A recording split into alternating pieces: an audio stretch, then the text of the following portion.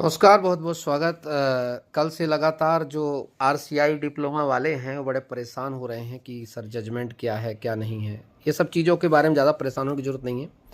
देखो यूट्यूब में क्या होता है, जिन कुछ लोगों को बस हवा डालनी है, चाहे कुछ हो चूज ना हो। जिस प्रकार से जिन्होंने गलती से टिक कर दिया है, केस लगाया, उसी प्रकार से केस लगाया है उन्होंने जिनके पास आरसीआई का है। तो कोर्ट ने ये कहा है भाई कि अगर इस प्रकार की चीज़ें हैं, क्योंकि जो आरसीआई वाले हैं जिनके पास डिप्लोमा है, मेरे कहने पर ही उन्होंने केस लगाया है, समझे।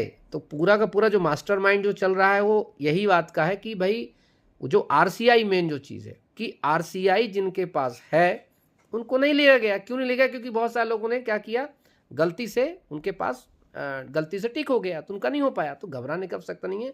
अब वो हमारे काम में आएगा, किसमें? जिनसे गलती से टिक हो गया है उनके में काम आएगा कि देखो साहब कोर्ट भी कह रहा है।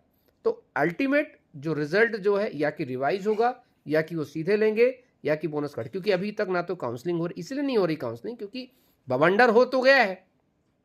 एम्प्लॉय सिलेक्शन बोर्ड और जो है डीपीआई ये समझते हैं कि बवंडर तो हो गया, रिजल्ट गलत है, ठीक है। दूसरी चीज 12.4 को लेकर के 28 तारीख को फाइनल उसमें जजमेंट आने वाला है, वो भी चीजें लगी हुई है। तो कुल मिलाकर के अगर डिपार्टमेंट ढंग की एक बार भर्ती करा ले, मैं दावे के साथ कहता हूं ये लोग जानबूझकर के इसमें कुछ ना कुछ ऐसे फॉल्स करते हैं। जबकि आराम से ईएसपी चाहता तो सबको मैसेज कर सकता था कि भाई हम जो है चेंज कर रहे हैं सब उसका आरसीआई में। अगर आपने टिक नहीं किया, आपने वेबसाइट में डाल दिया, बच्चों कैसे पता चलेगा? नंबर क्यों लिया था आपने? तो ये हमारे लिए बहुत चीज़ें हैं। शॉर्ट में है कि आपके लिए दोनों ही केसेस बेहतर हैं और दोनों ही केस आपके लिए बेनिफिट करेंगे। तो घबराने की बिल्कुल भी आवश्यकता नहीं है, पहली बात। दूसरी चीज़, ना ही ज़्यादा इसको वो ताम झाम लेने की आवश्यकता है कि आप बिल्कुल फिर क्या छोटी सी बात को लेकर के लोग खींचते हैं, ठीक है, यहाँ कमाओ व्यूज़ जितने जा सकें, अलग अलग प्रकार से बना करके व्यूज़।